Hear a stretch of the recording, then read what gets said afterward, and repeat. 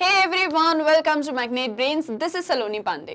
So हम पढ़ रहे थे chapter number 3 that is the story of Indian democracy and हमने हमारे प्रीवियस लेक्चर में डिस्कस किया कराची रिजोल्यूशन 1931. आज के हमारे इस लेक्चर में हम डिस्कस करने वाले हैं प्रीएम्बल के बारे में और कैसे प्रीएम्बल जो है वो हमें इंडियन डेमोक्रेसी के बारे में बताता है. सो बेसिकली जो सारा चैप्टर है वो इंडियन डेमोक्रेसी पर बेस्ड है और हम हमारे प्रीवियस लेक्चर्स में से डेमोक्रेसी का मीनिंग, उसके टाइप्स डिस्कस कर चुके हैं और हमने देखा कि इंडियन कॉन्स्टिट्यूशन, जिससे बैकबोन ऑफ इंडियन डेमोक्रेसी कहा जाता है, उसमें कैसे हमने जो है धीरे धीरे करके इंडियन डेमोक्रेसी को एस्टैब्लिश करने के आइडियाज को इंसर्ट करते गए. ठीक है, हमने डिस्कस किया core values of Indian democracy कि इंडियन डेमोक्रेसी का आइडिया हमारे अंदर कैसे आता है, वो हमने डिस्कस किया, जिसमें हमने वेस्टर्न एंड इंडियन आइडियाज का मिक्स समझा.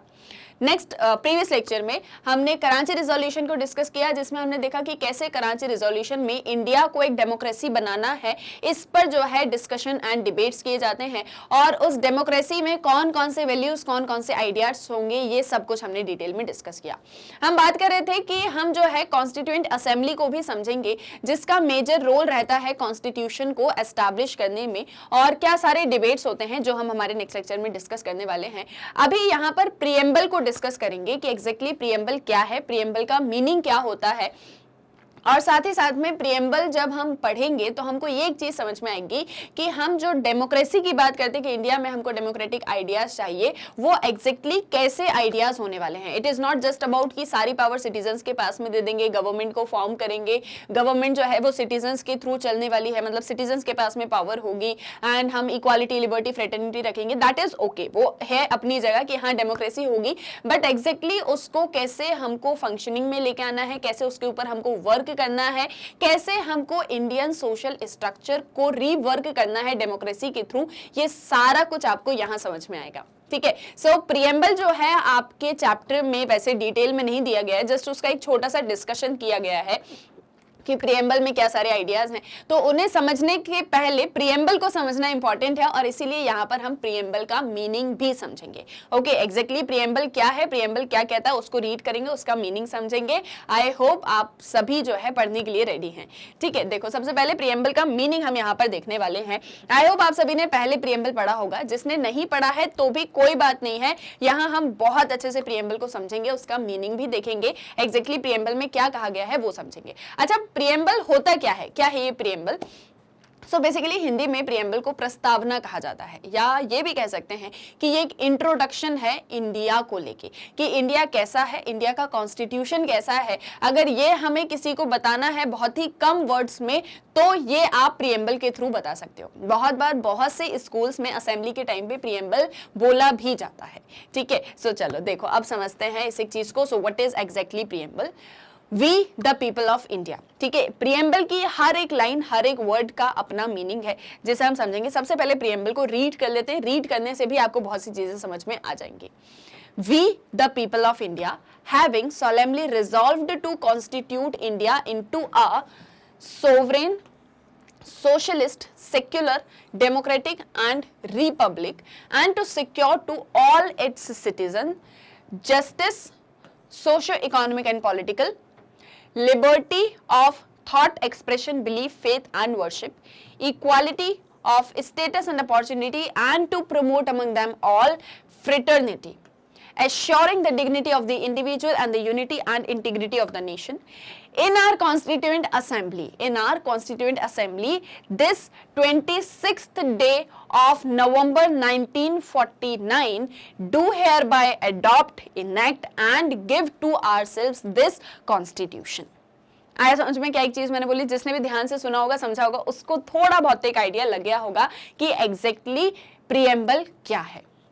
प्रीएम्बल कहता है कि we the people of India, हम सभी भारत के लोग, हम सभी ने जो है साथ में, एक साथ में आकर इंडिया को एक sovereign, socialist, secular, democratic Republic बनाने में जो है हम सभी आगे आए हैं. मतलब कि इंडिया कैसा होगा? सबसे पहले तो सोवरेन होगा। सोवरेन का मतलब क्या है यहाँ पर कि कोई और फॉरेन कंट्री के अंदर हम जो है मतलब अंडर हम नहीं है, ना ही कोई और हमारे ऊपर रूल कर सकती है। इंडिया है, इंडिया के सिटीजन्स है, इंडिया के सिटीजन्स की बनाई हुई गवर्नमेंट है, यही सारा कुछ जो है प्रोसेस चल रहा है। इसके अलावा कोई और फॉरेन कंट्री, कोई और रूलर हमारे ऊपर आके रूल नहीं कर सकते, हमारे लॉज नहीं बना सकते, हमारे आइडियाज में, हमारी वैल्यूज में किसी भी तरह का कोई भी इंटरफेरेंस नहीं कर सकते।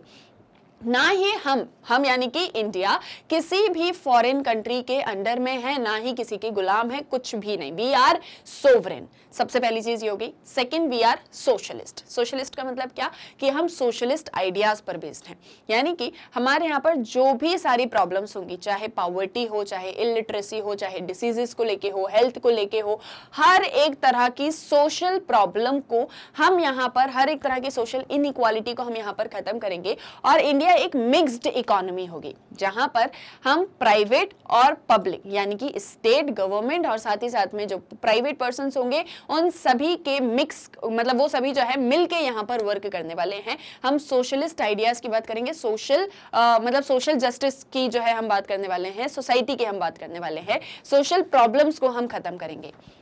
सेक्युलर, सेक्युलर यानी कि क्या? इंडिया का एक सेक्युलरिज्म का कॉन्सेप्ट अलग है, ये मैंने आपको पढ़ाया है कि सेक्युलर होगा इंडिया मतलब कि सभी रिलीजन्स को इक्वली ट्रीट करेंगे। स्टेट सभी रिलीजन्स को लेके न्यूट्रल रहेगा, ठीक है, सभी रिलीजन्स को इक्वल रिस्पेक्ट देंगे, सभी रिलीजन्स को फ्रीडम होगी अपने अपने रिलीजन को फॉलो करने की। डेमोक्रेटिक हम होंगे, डेमोक्रेसी का मतलब तो आप बहुत अच्छे से जानते हैं। डेमोक्रेटिक यानी कि हमारे जो भी गवर्नमेंट होगी उसके सारी पावर वेस्टेड होगी इन द सिटीजन्स।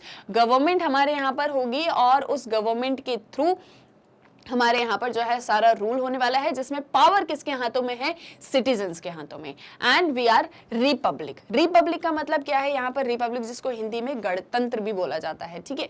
रिपब्लिक का मीनिंग ये है कि हमारा जो हेड ऑफ द स्टेट होगा वो डायरेक्टली या इनडायरेक्टली इलेक्टेड होने वाला है। यहाँ हेड ऑफ द स्टेट कौन है इंडिया का? So that is president. President को हम इनडायरेक्टली इलेक्ट करते हैं। जो हमारी पार्लियामेंट है, जो हमारी स्टेट असेंबलीज होती हैं, उसमें जितने भी मेंबर्स होते हैं उन्हें हम सभी सिटीजन्स मिलके इलेक्ट करते हैं। हम सभी सिटीजन जो भी 18+ हैं, ठीक है, वो सभी मिलके जो है उनको इलेक्ट करते हैं, फिर वो सारे मिलके प्रेसिडेंट को इलेक्ट करते हैं। तो इस तरह से प्रेसिडेंट का इनडायरेक्ट इलेक्शन होता है और वो हेड ऑफ द स्टेट है, ठीक है। वो कौन है? वो हेड ऑफ द स्टेट है। इसलिए इंडिया एक रिपब्लिक है। हमारे यहाँ पर मोनार्की या वो राजा महाराजाओं वाला सिस्टम नहीं चलता है, हमारे यहाँ पर इलेक्टेड हेड होगा। क्लियर है? And to secure to all its citizens, India socialist sovereign secular democratic republic होगा और इसके बाद में सभी सिटीजन्स के पास में जस्टिस होगा, सोशल, इकोनॉमिक एंड पॉलिटिकल। मतलब कि जितने भी सिटीजन्स हैं उनके साथ में सोशल लेवल पे, इकोनॉमिक लेवल पे, पॉलिटिकल लेवल पे जस्टिस होने वाला है, न्याय होने वाला है।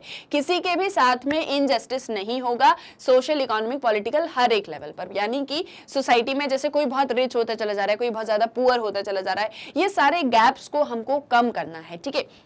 ये हम इक्वालिटी में भी डिस्कस करेंगे। इसके बाद में इकोनॉमिक लेवल पे, सोशल लेवल पे पॉवर्टी को खत्म करना है, सभी के साथ में जस्टिस हो, ये सारी चीजों को हम इंश्योर करेंगे, ठीक है। मतलब जो भी जस्टिस होगा वो हर एक लेवल पे। पॉलिटिकल है तो सभी पॉलिटिक्स में पार्टिसिपेट कर सकते हैं, सभी 18+ वोट दे सकते हैं, हर एक तरीके का जस्टिस होगा।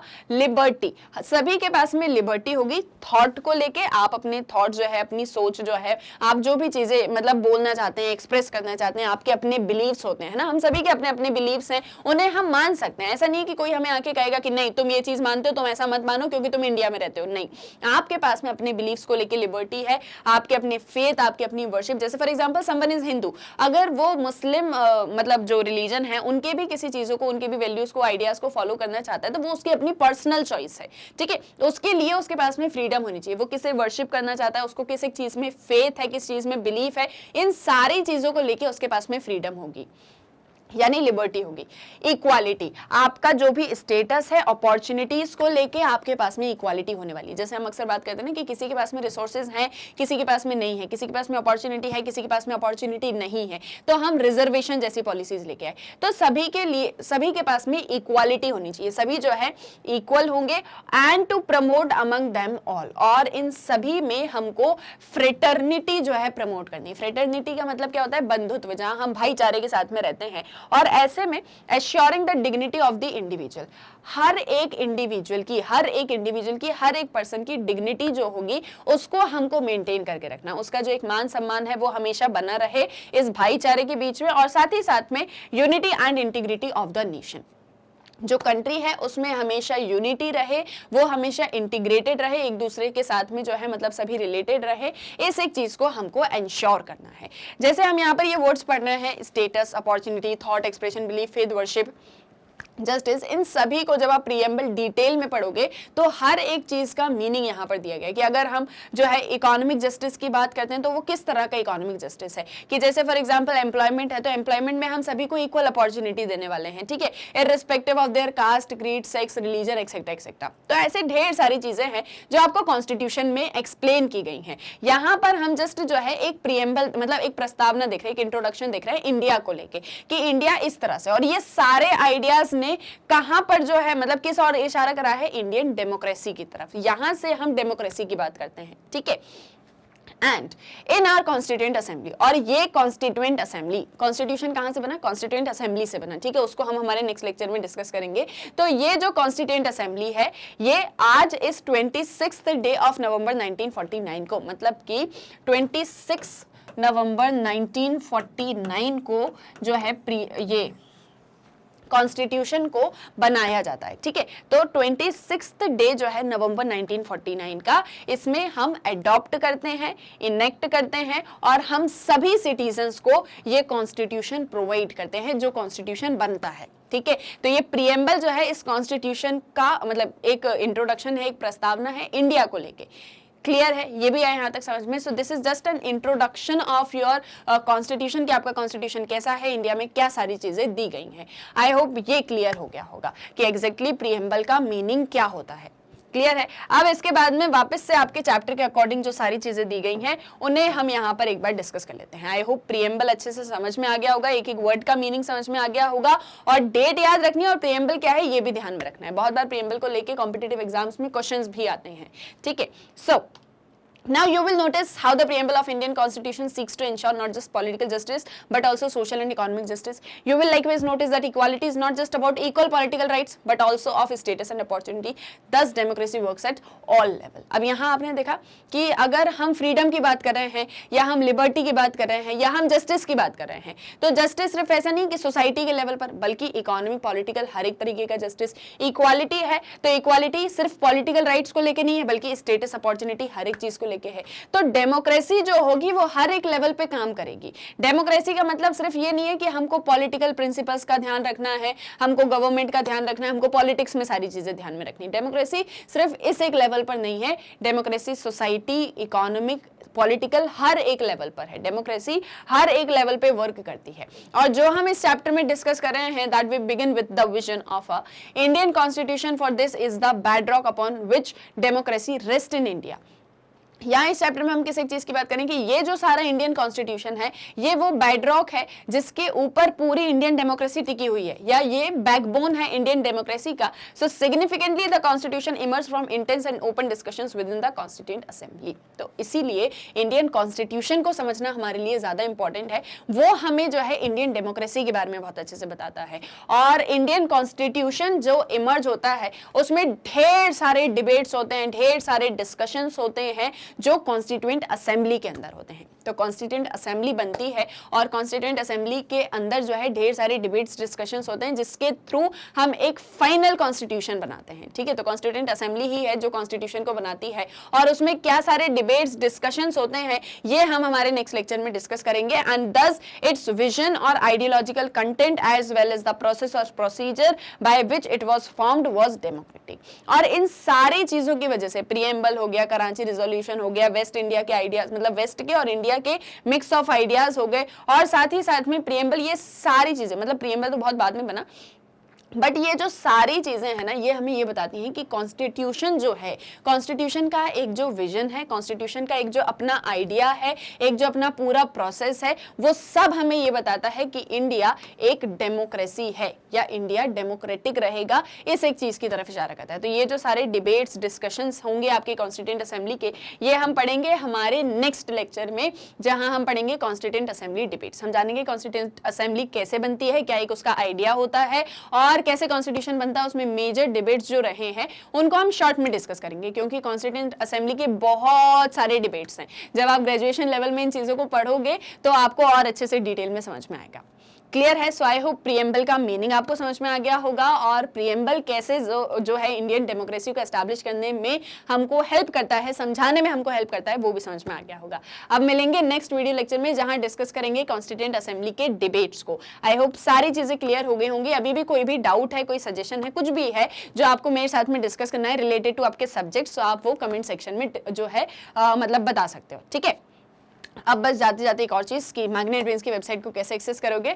तो सभी लेक्चर्स जो हैं आपको मैग्नेट ब्रेन्स की वेबसाइट पर मिल जाते हैं, वैसे यूट्यूब पर भी मिल जाते हैं। मैग्नेट ब्रेन्स की जो ऐप है प्ले स्टोर से, उससे भी डाउनलोड कर सकते हो। बट अब सब कुछ चाहिए कि बिल्कुल सीक्वेंस में मिल जाए, बिना किसी प्रॉब्लम के, book wise, class wise, chapter wise मिल जाए। तो जस्ट एक छोटा सा काम करना है, गूगल पे जाना है, एंटर करना है www.magnetbrains.com।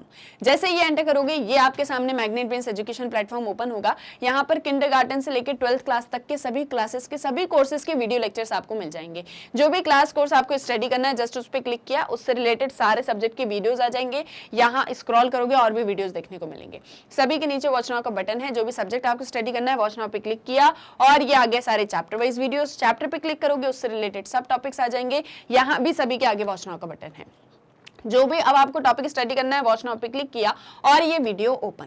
अब यहाँ से नेक्स्ट वीडियो देखना है, नेक्स्ट वीडियो पे क्लिक करो। ये नहीं देखना है, कुछ और देखना है, यहाँ से कैंसिल कर दो। सो बहुत ही इजीली आप मैग्नेट ब्रेन्स की वेबसाइट को एक्सेस कर सकते हो। यहाँ आपको मिलती है 100% फ्री ऑनलाइन एजुकेशन बिना किसी पेड सब्सक्रिप्शन के, with quality content and best of the teachers. यहाँ ऐसा कुछ भी नहीं है कि आपको 2 लेक्चर्स देखने के बाद में किसी तरह का कोई पेमेंट करना है या जो है कोई पेड सब्सक्रिप्शन लेना है। सब कुछ बिल्कुल फ्री है। सो आई होप सारी चीजें क्लियर हो गई होंगी। तो आप फटाफट वीडियो को लाइक कर दो, शेयर कर दो और चैनल को सब्सक्राइब करना मत भूलना। हम मिलेंगे हमारे नेक्स्ट वीडियो लेक्चर में। Thank you very much.